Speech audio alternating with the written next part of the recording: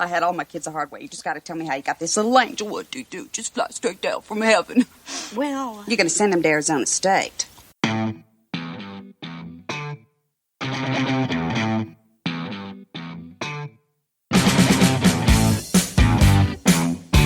Welcome to the Hollywood in Toto podcast, the right take on entertainment. The HiT cast offers a weekly look at Hollywood from a conservative point of view. Sick of media bias infecting Hollywood headlines? Tired of stars insulting your views? HiT has your back. Now, here's your host, Christian Toto. Welcome to episode 141 of the Hollywood in Toto podcast, the right take on entertainment. This week we're talking with Kira Davis. She's a podcaster, radio show co-host, editor-at-large at redstate.com, an all-around smart lady. And to be honest, in a year or so, I doubt she'll have time to be on our podcast. She's getting that busy, that popular. She's all over the place these days, and pretty glad I was able to talk to her right here, right now.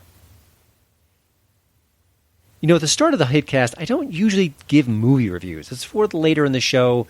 I want to talk about different things, different topics, but this week, going to make an exception, because how many more times can we say, hey, here's the new movie from Clint Eastwood? The 89-year-old icon's latest film is Richard Jewell. It opens nationwide December 13th. I got a sneak peek recently, and it instantly jumped to my top 10 list for the year. But it's much more than an excellent film. The story, of course, follows how the media and the FBI tag-teamed to paint the real Richard Jewell as a monster, a bomber. He's the guy who set off that 1996 Summer Olympics bomb that hurt so many people, killed one person. Well, he didn't do it, but the media and the FBI said he did. Now, we all know what happened next, and like his recent film Sully, Eastwood understands that we know the basic narrative, and at times he kind of uses that to kind of upend our expectations. It's a very clever approach. It works beautifully in both films. He does it again here. Now, obviously, this is an excellent movie. The performances are great across the board. Sam Rockwell is amazing as Richard Jewell's lawyer. Kathy Bates is wonderful as Richard Jewell's mom. And of course, Paul Walter Hauser is a revelation as the main character. You know, you saw him a couple of years ago in I, China. He was great. Only had a few scenes, but boy, he really made a mark. He does it again here. And one of the great things about Richard Jewell is they're not painting this guy as a hero completely. He's kind of a sad sack. He lives with his mom. He's a wannabe cop. He breaks some rules sometimes. And that actually gives the story texture and dimension. It's not a black and white story of the good guys versus the bad guys. It's more interesting than that. But of course, we know the FBI did him wrong, and so did the media. And one of the amazing things about Richard Jewell is that Clint Eastwood uses the media against itself. You see scene after scene of actual news clips from that era. Tom Brokaw's sound snippet is the most damning. By golly, he basically said he was guilty of the crime without all the facts being known. Now, the movie is coming out in 2019, and we've been fighting fake news for quite some time. Do you think that's an accident? You think Clint Eastwood didn't look at the marketplace and look at the way the media has been treating Donald Trump for the last couple of years and said, hey, this is the perfect time to tell the Richard Jewell story? It is. Now, I will say, given all of that and how good the movie is, there are some flaws here. The reporter in question, the one who really kind of hammers against Richard Jewell, is played by Olivia Wilde. And her character is a little over the top in two specific scenes. And listen, I'm as angry at the media as everyone else. I understand the fake news going on. I think they deserve it. From a storytelling point of view, I think Eastwood just puts the accelerator too hard at those particular moments. But overall, there's a lot of restraint here and a lot of just plain old beautiful storytelling. Now, once again, Richard Jewell comes in theaters nationwide December 13th. I highly recommend it, not just because it's a great film. It's an important film. It's a way to say, hey, thank you, Clint Eastwood, for speaking up for half the country that has had enough of fake news. And now here's the HiT Tweet of the Week.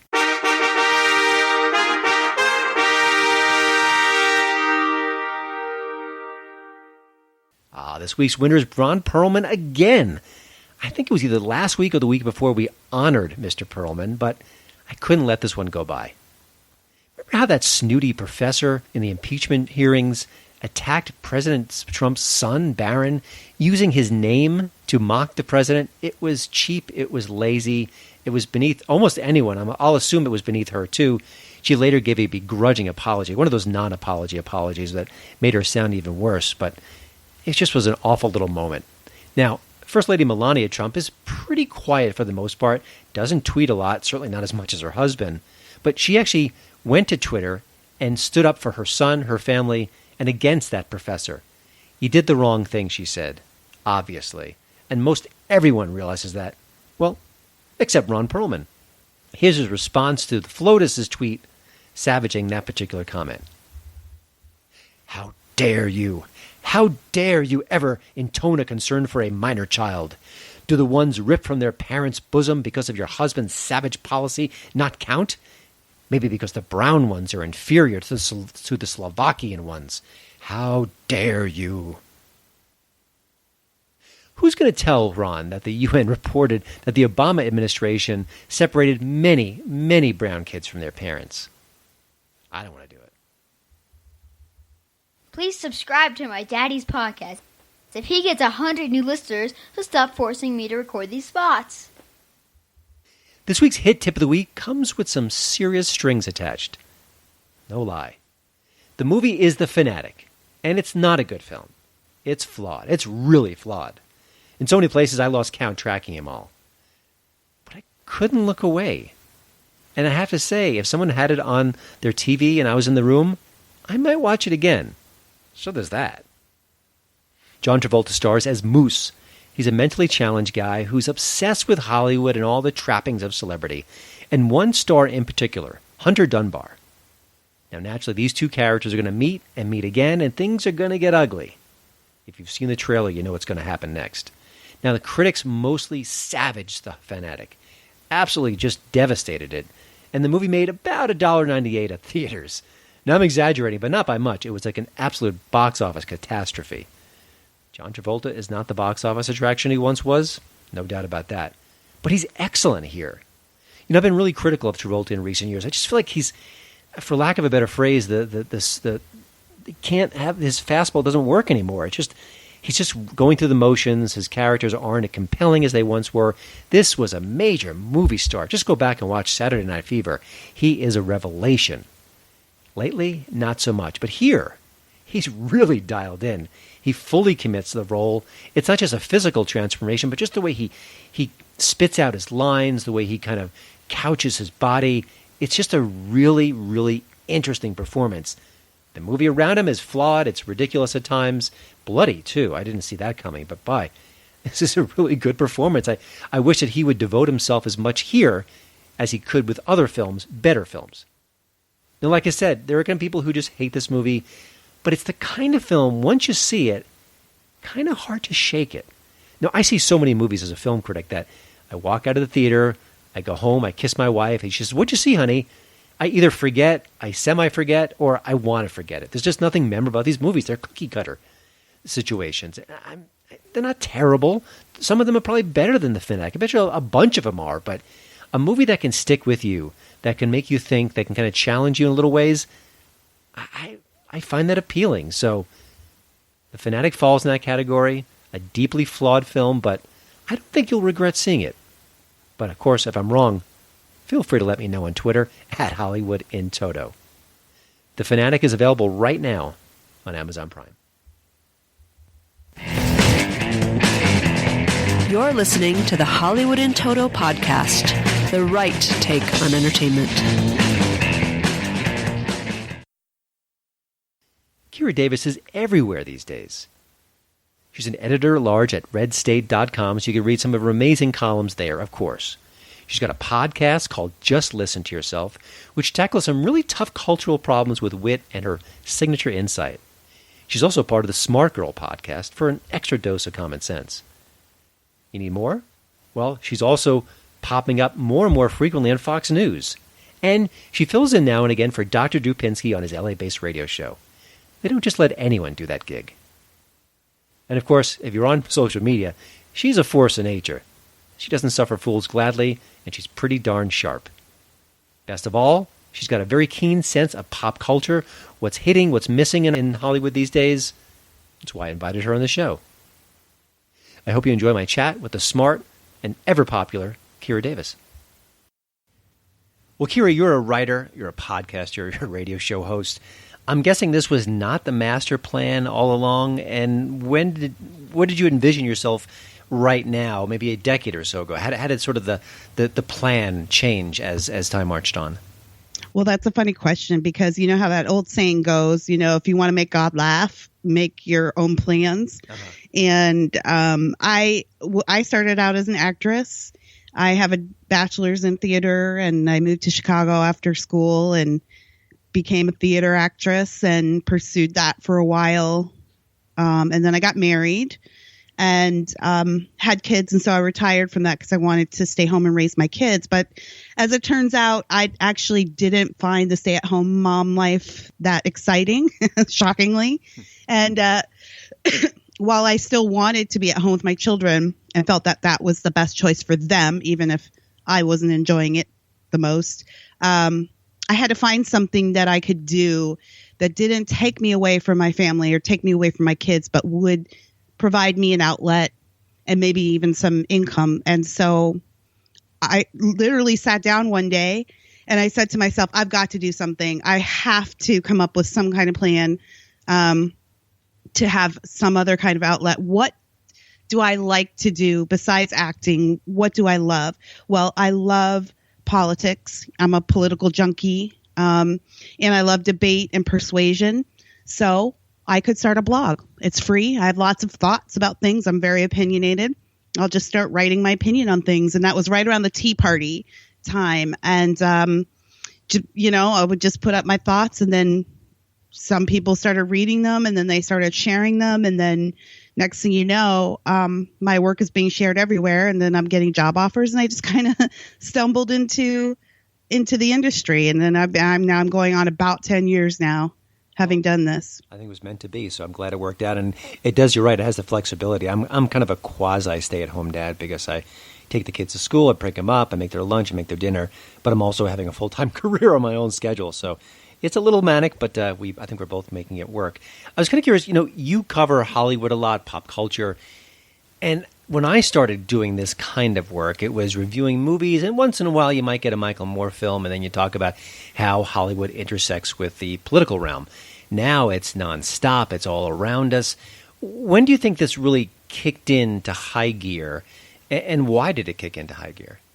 Gosh, that's a good question because we've always had political movies, right? I mean, look at what was going on during the Bush administration. It felt like every other movie. There was a bunch coming out about Bush getting us into war. And I'm thinking of things like Lions for Lambs and stuff like that. So we've had those things. Probably social media has just exploded the situation. But I really think right around the tail end of Obama's administration, I think that's when people started to get restless, and social media was also becoming a huge thing in people's lives. And suddenly politics was becoming a part of who you were. It wasn't just about having an opinion about something, and I really feel Obama did this for us. He kind of made it so that our political opinions would signal to other people if we're good or bad people. Yeah. And I mean, and I'm not saying that in a good way. I mean, Obama did it to us, but so I think that's when it became it permeated so much the daily life of the everyday American in a way that it hadn't before because of social media.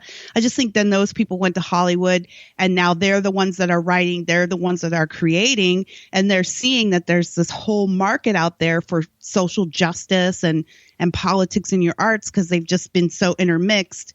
Now it's profitable, or it seems profitable, to include all of that in your entertainment. And I just think people are so saturated with it. A lot of people in Hollywood, especially young writers, I don't even think they know they're doing it. I think that they're just like, but this is how normal people feel. This is like, if you're a good person, then these are the things you think. So, I don't think they're even thinking I'm pushing an agenda. I just think they're thinking everybody thinks like me. Because I only follow people on social media that think like me, and I only work with people who think like me. So obviously everybody does. Yeah. So that's a really good question. My opinion would be probably at the tail end of Obama's administration and the explosion of social media. Now politics is intertwined every single day with our lives. I mean, everything is political these days. Everything. Razors are political. It's insane. Well, I also think that Obama was very pop culture savvy, and he also leveraged his connections within the Hollywood community. And I think those things added to it as well, where he kind of knew what he was doing. And then President Trump has just kind of taken that baton rather smoothly. So, well, for better or worse, one area I've avoided writing about, and I don't even know what to think about at times, is Kanye West. And obviously, he's on everyone's minds. His new album just dropped recently, and I think a lot of conservatives are really rallying around him. And just given some of the curious things he said in the past, some of the more outrageous statements, I'm not ready to do that quite yet. But I do love his whole, hey, think for yourselves, don't follow the group. I love that. But what's your take on Kanye these days? What his potential impact in the culture, and is he a significant figure, or could he change gears tomorrow and burn conservatives and embrace the left? I don't think that's beyond reason. I don't know. What's your thoughts on him? No, yeah, of course he could. This is Kanye. Here's the thing. Conservatives are just discovering Kanye because for the most part, conservatives have shunned the culture. They have shunned specifically like black culture and rap culture and hip hop culture as distasteful. So they haven't really been following Kanye all these years. But this is just Kanye being Kanye. This is not the first crazy thing or unexpected thing he's done. He always does this stuff. It always happens to coincide with the release of an album. The last time he did it, he released a horrific fashion line. It was just, but an album came right after that. I truly believe that his newfound faith is sincere. I don't doubt it for a minute. And I also believe that Kanye is a master marketer and he knows what he's doing. He's a really smart guy. He brags a lot about being brilliant, and that's embarrassing. I feel embarrassed for him when he does that because I know that pride comes before the fall. Yeah. But I also know that there's some truth to the fact that he is actually brilliant. So conservatives are just discovering who Kanye is. This is not anything new for people who have been Kanye fans and follow Kanye their whole lives. He's always been an independent thinker. He always has been. His music has always been kind of groundbreaking in that respect. It's just that now he's thinking like us, and so people are like, "Oh, wow, he's so amazing! Finally, he's seen the light." And it's like, no, this is just Kanye being Kanye. So I would caution conservatives to kind of make a hero out of him, enjoy what he's doing, And I'm a Christian. I'm for anybody who's going to share, the love of God and Jesus with the world. I'm all for that. But conservatives have the tendency to make idols out of celebrities and liberals do it too, but we don't have as much opportunity on the conservative side to do it. But they make idols out of celebrities who loudly declare, sympathetic feelings. And then what happens is that celebrity does something wrong, like most people do, and then everyone turns their back on them. And so I would just caution conservatives about making a hero out of Kanye. And also, you're going to drive him away. That's what drove him away from Candace Owens. He blew her up. She was really nobody before he just put out one tweet. And then she got really excited about it. She's very young. She did, I think, what I would have done in her situation, which was kind of flip out. And she got really excited and she maybe put the cart before the horse and did some things in his name that he wasn't comfortable with. And he realized he was becoming like a symbol on the right. And he wasn't comfortable with that because Kanye doesn't like to be put in a box. So he cut off ties with Candace and he kind of went away for a little while and said, I'm not talking about politics anymore. And that was a reaction to us. That was us making him some kind of symbol and him feeling uncomfortable about that because conservatives aren't really that cool. So I get it. I get that this is an exciting thing. He's definitely influential as a member of the celebrity class and for what he does musically. But I'm not looking for him to like stay this way forever or be some kind of representative for faith values or conservative values. Kanye gonna Kanye. That's all I can say. Yeah. I was looking back at what we saw in 2016 with Hollywood, and they obviously went everyone all in for Hillary Clinton with a few exceptions. And I'm thinking they're going to do it again. It's going to be even more pronounced than it was in 2016. But I think the last couple of years, I think Hollywood sort of collectively has really done itself a disservice with its unhinged rhetoric and the hate and the sort of the Trump is Hitler rhetoric. I think they're going to actively help Trump's reelection campaign, but maybe it's wishful thinking. What are your thoughts on sort of the Hollywood impact on the 2020 race? I think they're driving people to Trump. I do. I tweeted a thread out the other day that kind of went viral, and it was just a thread about what's the left offering. It was after everybody got upset because Trump didn't bring Barron to the baseball game, as if he would want to bring his son somewhere where people were going to boo him, boo his dad, and people say all kinds of nasty things in Trump's presence. So it doesn't surprise me he wouldn't bring his son along. However, it's impeachable, by the way. Not bringing your kid to a ball game is certain. It's the latest impeachable act. I know, yeah, impeach. So I thought, is this what we're raging about? So I went on this tweet thread and I said, look, what's the left offering us here? Is that, you want to mutilate the healthy bodies of little boys who decide they like the color pink. You want to end free speech. You want to take away people's guns. You want to erase womanhood on the altar of the transgender trend.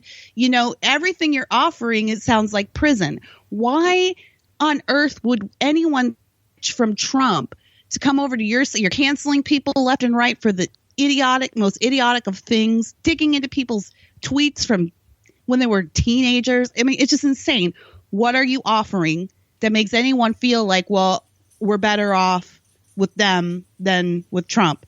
Nothing. And I got a lot of responses back on that thread, and I was surprised by the number of responses that said, yeah, I hate the Republicans. I don't like Trump, but I'm looking at the other side and going, I cannot vote for this. Wow. They scare me. And a lot of people were saying that. One guy said, I'm going to remember this forever now. He said, I agree with this thread totally.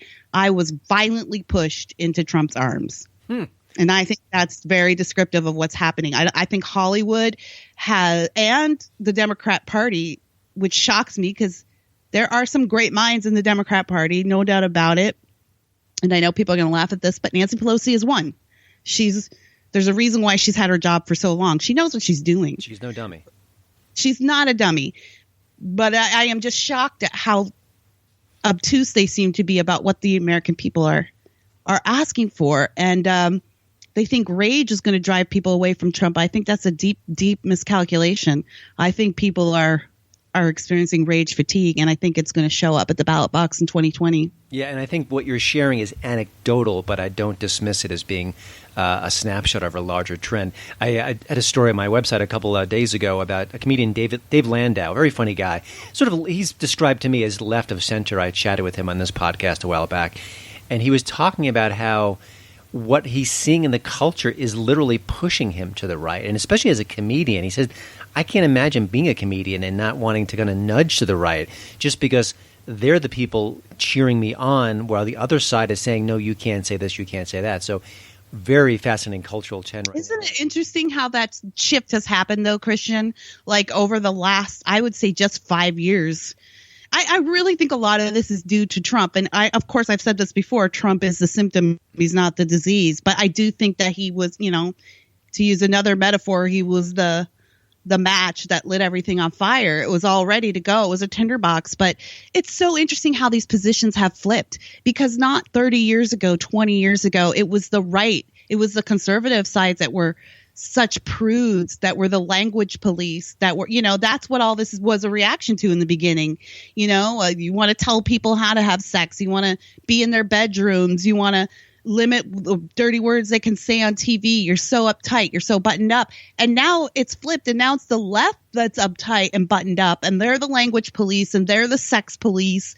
And they're the ones that have just twisted everything to the point where there's this little narrow box everyone's supposed to fit in. And if you don't fit into that box, you're not a good American. And the right is now the people who are saying, hey, chill out, enjoy some freedom, relax. If you don't like something, then don't watch it. Don't listen to it. Don't buy it. Like, we're cool. It's just weird how that shift has happened. I guess the pendulum's always swinging. Yeah, and I think there's a libertarian spirit breezing through the right side of the party, which is what you're indicating. Sure. I think it's helpful, it's necessary, and I think it's going to be very appealing to people. I had a question that's sort of apolitical for you, but maybe it isn't. I think you're based in California. That's where you live. Yeah. And I think about people who are on the right and who are in that state, and as beautiful as it often is, I'm thinking, oh my gosh, why wouldn't you run screaming from California? Just given the values there, the government, the sort of the what's happening within the state, and your recent podcast talked about the homeless situation. It scared me to death. Yeah. I'm kind of curious, and maybe I hope this isn't too personal question. Why do you stay in a state like that? I mean, listen, you may have friends, you may have family, I get that, but I would think you'd be looking for that exit as soon as possible. But many people like yourself are there and stay there. Yeah, well, I'm discovering there's two kinds of people here. There are people who are born and raised here, and they remember California in its heyday. They remember California like it was, and they're in love, Christian. I don't know how else to put it. They're in love. Well, and when you are in love with an abusive partner, but it's like you can't leave because you're going to change that person eventually if you just love them enough. And I think there's a lot of people here who feel like, I love my state. This is my home state and I want to fight for it. And it's too heartbreaking for those people to leave. A lot of people have already made that decision, by the way. Tons of people are leaving California. So that is happening. But the people that are here, and then there's people like me. I'm not a native Californian. I moved here from the Midwest with my family, and I don't particularly care for all of the things you just mentioned. And if I were on my own, I probably would have left. But my husband loves it here, and he supports our family here. He's pretty apolitical. He leaves the rest of that stuff up to me. And so, it's a point of disagreement between us, but sometimes we just have to stay where we are. And I'm a firm believer, if you don't mind me taking a church for a second, I'm a firm believer that wherever you are, that's where you belong, and that God has a purpose. And so as long as I'm here, I'm going to do whatever I can in the service of what is right. Yeah, and I also think, we might have mentioned this on, we had a DM on Twitter, is that I think California is ripe for a politician, and hopefully it's not a demagogue-like figure, but someone to come in who maybe is right of center, even gently so, and saying, hey, I'm going to clean this up. I see what's happening. I get it. I live among you, and I want to fix this. The current situation is untenable.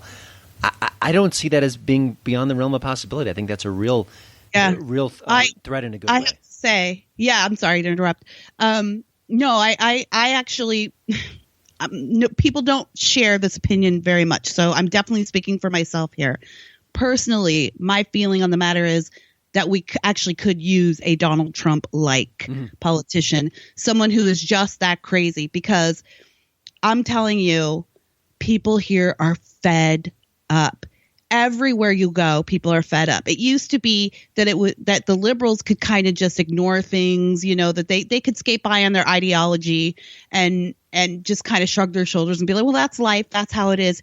And then the conservatives would be the ones who would just be complaining about the loss of freedom and blah, blah, blah. But we are at critical mass. It has come to the point where I don't go anywhere where people aren't talking about the homeless issue. I mean, it's literally everywhere. At the grocery store, you run into people. Somebody ends up talking about the crazy homeless person in their neighborhood. People are talking about it at school. You go to work, you go to social events. Literally everyone is talking about this issue and how grossly inept the state has been. And now we're seeing more of that with these fires, with the power companies having to cut power. Like, people are starting to realize the way the power lines have been degraded because of crony capitalism. Basically, the power companies in bed with the state, not using the money that they were given to maintain their power lines. And now the state's on fire because of them.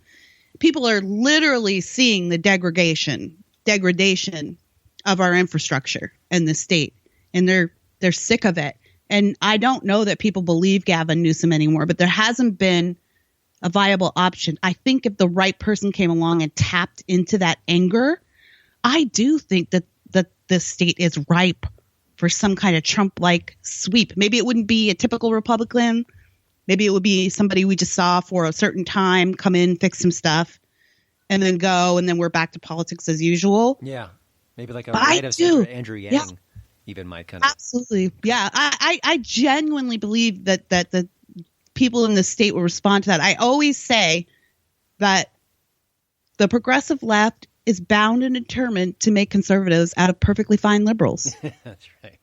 And that's what's happening here in California. It'd be amazing if California goes red and Texas goes blue, but I guess crazier things have happened. Hey, I want to end on hopefully a positive note and say, or ask you, you talked a little bit before about conservatives not getting pop culture, and I think you're one of the few people on the right who certainly does that. You do get it. What do we need to do collectively on the right to be more engaged, to make more progress? Is it simply creating right-of-center art and supporting right-of-center art? Does it go deeper than that? Any thoughts you can share about that situation? I mean, support what you like. I don't suppose that anyone should. I don't think anyone should, start watching things they don't want to watch, or, entertainment is supposed to be that. It's supposed to be entertainment. If you don't want to watch what's coming out of Hollywood and you want to watch your Kevin Sorbo movies or Hallmark movies, which I'm a huge Hallmark fan, or whatever, your Christian-based films that might be subpar in production but have a message that you really enjoy, go for it.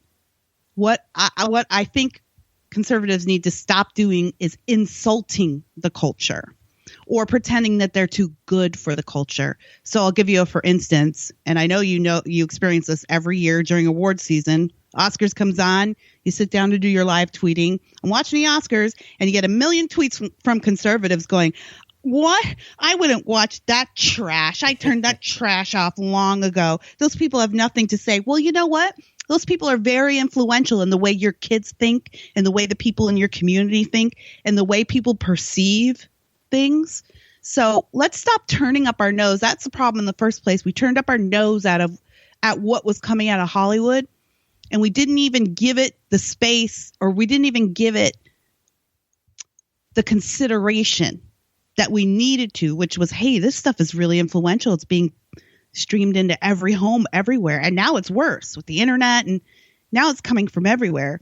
Your culture, the culture of Hollywood, is influencing everything where you live, everything around you. So I'm not saying go watch movies you don't want to watch or support things you don't want to watch, but don't turn your nose up at the culture. Don't turn your nose up at people who enjoy the entertainment culture. Let that breathe. And if you see a project in Hollywood that is something you do like, for instance, a lot of conservatives like Clint Eastwood movies. He makes great films. Go support that. Go support that. I love that we have these new opportunities opening up for conservative artists. They're creating their own. Kevin Sorbo and his wife have a production company. They're making some cool things. I know that Rick Santorum had started like a Christian movie company years ago, and they make Christian films. And those are great, when people want to go see them, but they're not good. You know what I mean? Like they're not the things that are going to flow into every home. It's a niche market. It's a niche market. And the production quality is not the same as what's coming out of Hollywood. So you can support those things, but those things are promoted to your bubble. They're not promotable mainstream. I think we need to be promoting ideas that are mainstream, not conservative or liberal, but just good art that makes us feel good. Yeah, no, it's interesting. I almost could go on a different podcast conversation on what you just said, in part because I'm a little worried about sort of the niche products that the people on the right create, and whether they're entertaining us, but they don't go beyond that. And also, yeah, it's so funny you mentioned that about the live streaming of the Oscars. I get that all the time. I don't care about this. I don't care about that. Well, somebody does care, and it does matter, and it is influencing our lives. So, well, great point. Well, Kira, thanks again for joining the HitCast. And, of course, you can read Kira's columns at redstate.com and check out her great podcast, Just Listen to Yourself, on your favorite podcast app or player. And she has a second podcast, the Smart Girl Podcast. That's available on the same outlets as well. Thank you again, and we will check in with you soon. Thanks, Christian. Well, thanks again for listening. Don't forget to check out HollywoodandToto.com for both the show notes and, of course, the latest entertainment news. Please follow me at Twitter at HollywoodandToto. And we'd love it if you leave a podcast review over at iTunes. See you next week.